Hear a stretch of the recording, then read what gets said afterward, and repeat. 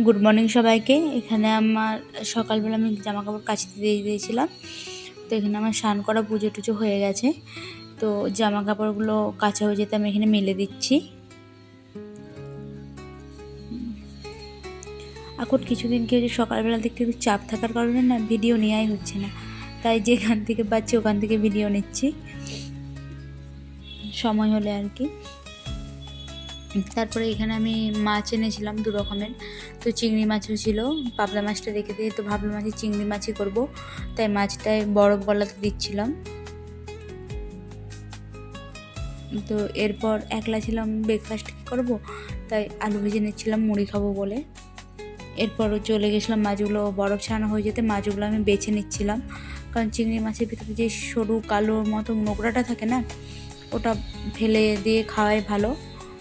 তো নাহলে পরে পেটের যন্ত্রণা আদার্স কিছু হতে পারে। তো খাওয়ার সময় ওই বালিটা এই পেটে কিছু মুখে লাগে না পরিষ্কার করলে, তাই ওগুলো আমি পরিষ্কার করে নিচ্ছিলাম চিংড়ি মাছগুলো।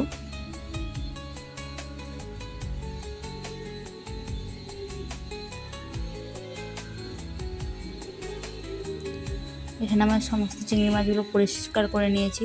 তো কিছু আজকের জন্য নিয়েছি আর কিছু রেখে দিয়েছি অন্যদিন কিছু একটা রেসিপি বানাবো বলে। তো এখানে নুন হলুদ মাখিয়ে নিচ্ছিলাম। তো এখানে আমি অল্প অল্প একটু করে তেল দিয়ে দিচ্ছিলাম, কারণ চিংড়ি মাছগুলো খুব হালকা করে ভেজে নেব। আমি ভাবছিলাম যে কী বানাবো, তারপরে ভাবলাম মালাইকারিই বানাই। তো অনেক সময় কী হয় যে চিংড়ি মাছগুলো কেউ হালকা করে ভেজে নেয়, নাহলে কেউ সিদ্ধ করে নেয়, আর আমারটা মনে হয় ভেজে করলে একটু ভালো টেস্ট হয়, আলাদা।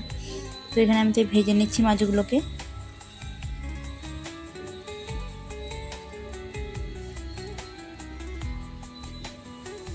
তো এখানে আমার চিংড়ি মাছগুলো হালকা করে ভাজা হয়ে গেছে। তো এখানে আমি পোস্ত আর কাজু বেটে নিচ্ছিলাম। প্রথমে আমি গুঁড়িয়ে নিলাম, তারপরে জল দিয়ে বেটে নিচ্ছি ভালোভাবে।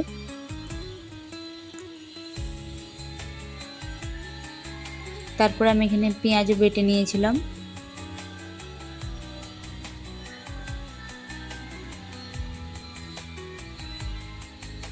তো পেঁয়াজটা না আমি পুরো মিহি করে বাটিনি, তো কিছুটা গোটা গোটাও ছিল পেঁয়াজটা।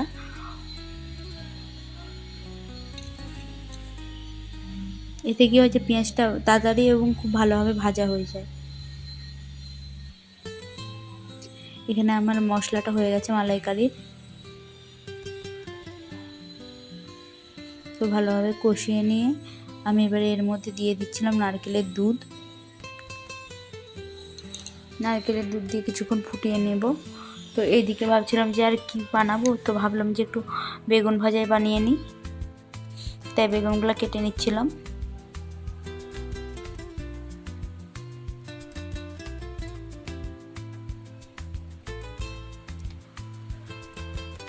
তো কী হয়েছে যে ছুরিগুলির ধার কমে গেছিলো বলে তাই ছুরিটা চেঞ্জ করে নিলাম।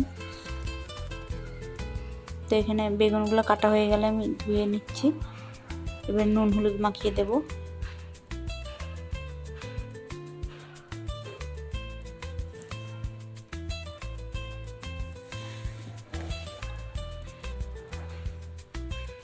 তো এবারে মালাইকারিটার মধ্যে আমি দিয়ে দিচ্ছি কিছুটা পরিমাণ ঘি। আর আরেকদিকে আমি তেল গরম করতে দিয়েছিলাম বেগুনগুলো ভাজতে দেবো বলে।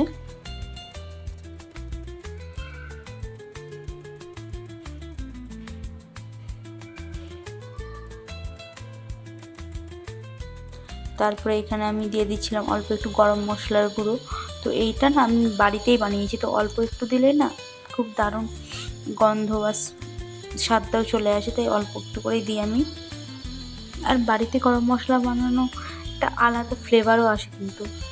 তো এখানে আমার চিংড়ি মাছের মালাইকারি রেডি হয়ে গেছে। তো ও চলে আসছিলো, তো সকাল থেকে কিছু খায়নি, তাই ভাতও বসিয়ে দিয়েছিলাম।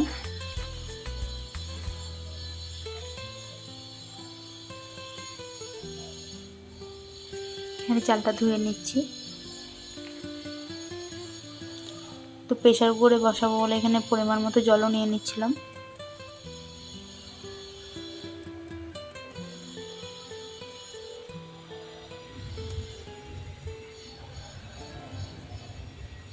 তো এখানে ভাত বসিয়ে দিলাম।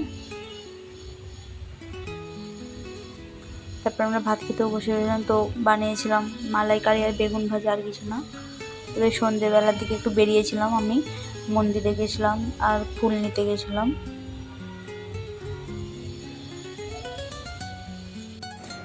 তারপর ফুল আর দোকান থেকে দুধ নিয়ে নিয়েছিলাম। তো ভিডিওটা আজকে আমি এখানেই শেষ করছি। কেমন লাগলো জানাবেন সবাই।